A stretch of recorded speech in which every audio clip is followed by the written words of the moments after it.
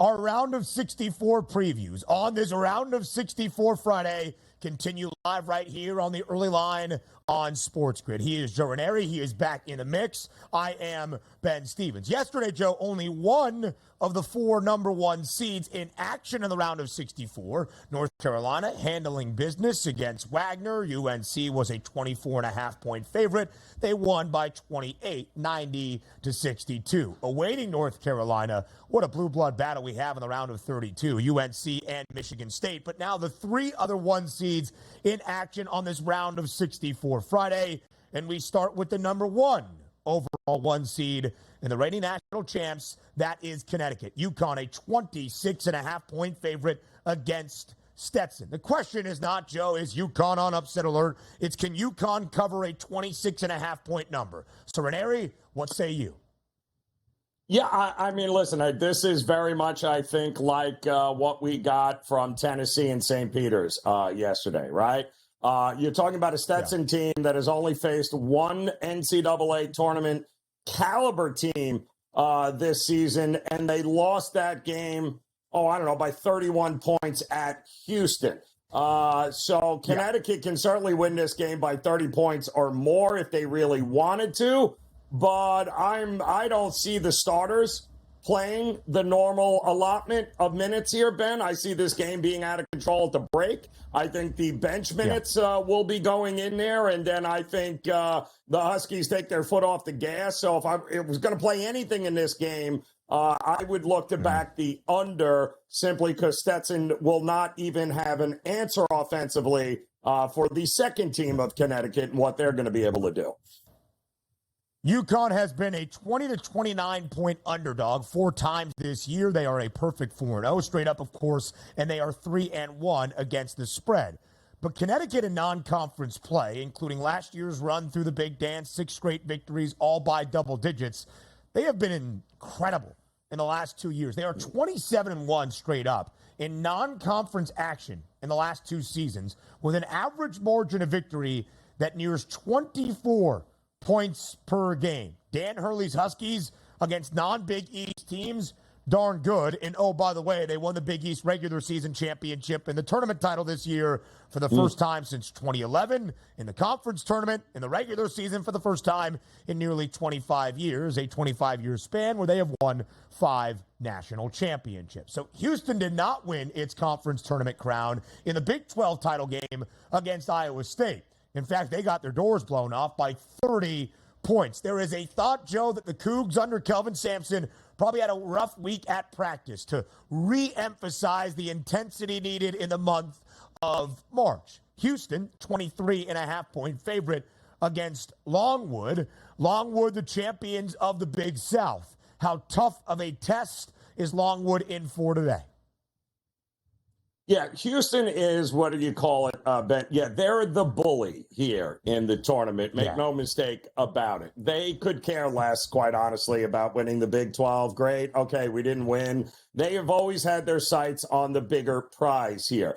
Keep in mind that this team always handles business against less talented teams. 35, 18, and 3 against the number when they are favored by 18 or more in 10 seasons under Kelvin Sampson here. We're talking about a coach and a program that prides itself on burying you early and making sure that there is no chance you are going to come back and win the game. It's exactly what they're going to do here. This is a game where I did lay the 23.5 when it came out. I do think there will be some frustration let out here, but I am also playing Houston in the first half. Yeah. Why? Again, they're bullies. They are going to bury Longwood early and often here. It's all Houston all day in this one. Yeah, so Longwood's team total is 52.5. I kind of like the under of that number for the Lancers. Now, when you look at 16 seeds, not every 16 seed is created equal. Some are the best team in their mid-major conference that maybe doesn't have the highest value or esteem nationally. And then some go on a magical run in a week in March to win their conference tournament when they are not the 1 seed, the 2 seed, the 3 seed, or the 4 seed in conference tournament action. The Lancers were 6-10 in the Big South in the regular season, but Griff Aldrich and his team got hot at the right time. With that being said, Longwood does not take a lot of threes. Bottom 20 in terms of their three-point attempts in comparison to their overall field goal shots. That's tough for a team that is hoping to catch some sparks and find something offensively. I like Houston in a big way. I think the first half number makes sense. You pointed that out last week, Joe, in the Big 12 tournament as well in KC. I think the Cougs roll in this one. Now we go to Purdue, a number 1 seed in the Midwest region that will take on a 16 seed that was victorious on a Wednesday in Dayton in the first 4. The good news for Purdue is Grambling is not from the state of New Jersey, but the Tigers enter in their first ever NCAA tournament trip after their first ever NCAA tournament win. They came back from down 14 in the second half against Montana State to force overtime and rally for a victory. Joe, the narratives are already there for Purdue. The regular season really doesn't matter at this point. What Purdue does now is really what counts. In my estimation, and as everybody knows, it's a Final Four trip. It's not winning in the round of 64, but this would go a long way to silence some of those doubters if Purdue makes a statement in the round of 64 against a 16 seed. A 26.5-point number in favor of the Boilermakers.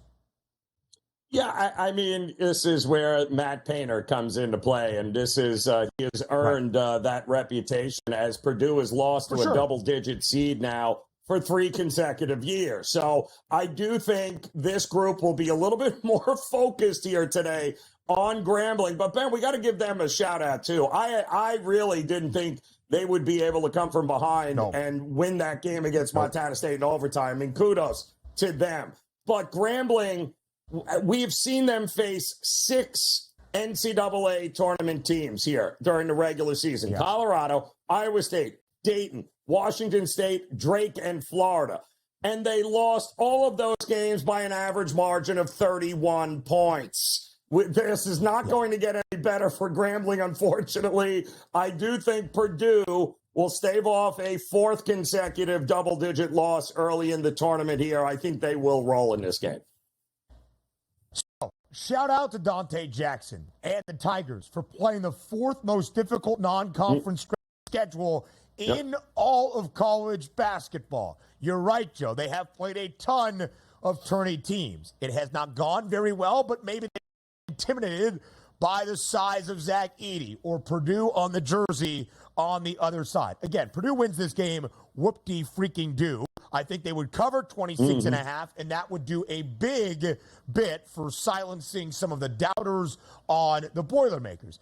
But just getting to the round of 32 isn't the answer. Even getting to the Sweet 16 is not a level of success for Purdue. It is this group this year changing the long-standing narrative in West Lafayette, led by Matt Painter, that in the last 43 years, since 1980, the Boilermakers have not reached the Final Four. I believe this is the team to do so this year.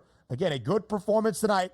Handling Grambling would go a long way. The Tigers not great offensively, despite what we saw from Jameel Cofer on Wednesday night in that come-from-behind effort against the Bobcats. They play at a slow pace. Purdue plays rather slow, but the Boilers over in 22 of 33 games this year. Total, though, working its way down, 138 and a hook. The question for Marquette, is Tyler Kolek going to play today against Western Kentucky? Signs pointing optimistically that he will. Now, on the other side, Joe, the Hilltoppers, the fastest tempo in college basketball. 158.5 is the total for this 215 matchup in the South region, where Marquette is laying 14.5. Yeah, and by the way, Purdue playing about 60 miles away from campus, too. Keep that in mind. So I would imagine that's going to be a very pro-Purdue crowd there. Listen, Marquette, Kolek appears to be on his way back and will be available to them, which is phenomenal. Listen, the Achilles heel for Marquette this year, 0-3 against the number against Connecticut.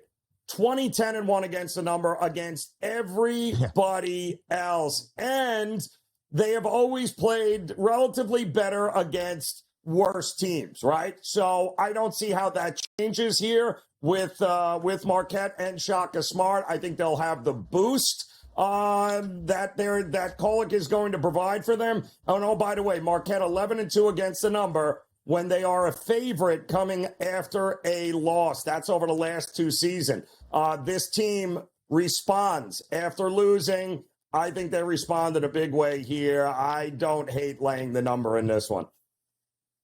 So Marquette won 14 games since the middle of January. They dropped four, rather. 3 against Connecticut, 1 against Creighton in the first game without Tyler Kolek. But in those 14 wins, 14-4 since the middle of January, they covered in all 14 wins.